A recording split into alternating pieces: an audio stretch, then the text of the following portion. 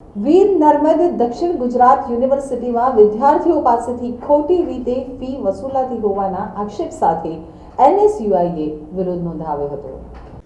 સુરતમાં વીર નર્મદ દક્ષિણ ગુજરાત યુનિવર્સિટી ખાતે એનએસયુઆઈ દ્વારા વિરોધ કરવામાં આવ્યો હતો। વીર નર્મદ દક્ષિણ ગુજરાત યુનિવર્સિટી સંલગ્ન સુરત ખાતે આવેલી સીડી પચીગર હોમિયોપેથિક મેડિકલ કોલેજ વિરુદ્ધ યુનિવર્સિટી ખાતે વિરોધ કરાયો હતો। કોલેજના એમડીના વિદ્યાર્થીઓ પાસેથી ₹50,000 અન્ય ફી વસૂલાય છે।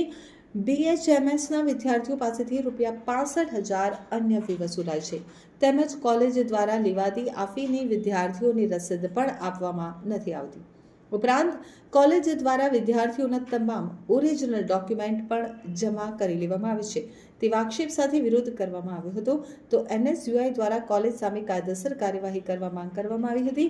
વિદ્યાર્થીઓને તેમની અન્ય ફી લીધી છે તે પરત મળે અથવા ફીની સામેની પાક્કી રસીદ આપવાની માંગ કરાઈ તેમજ વિદ્યાર્થીઓના જમા કરાયેલા ઓરિજિનલ એજ્યુકેશનલ ડોક્યુમેન્ટ પણ પરત આપવા માટે માંગ કરાઈ હતી।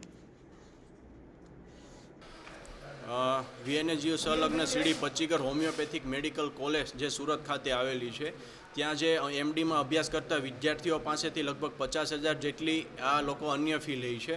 બીજું કે જે બીએચએમએસમાં અભ્યાસ કરે છે એમની પાસેથી 65,000 જેટલી આ લોકો અન્ય ફી લે છે જેની કોઈ પણ પ્રકારની ફી રસીદ કોલેજ દ્વારા આપવામાં આવતી નથી। જેને લઈને અમે વીએનએસયુ કુલસચિવ સાહેબને 2-3 વાર આવેદનપત્ર આપીને પણ રજૂઆત કરી છે પણ કંઈક ને કંઈક અમને એવું લાગી રહ્યું છે કે યુનિવર્સિટીની ને કોલેજની આમાં મિલીભગત હોઈ શકે કારણ કે આ લોકોએ હજી સુધી કોઈ પણ પ્રકારની કાર્યવાહી કરી નથી।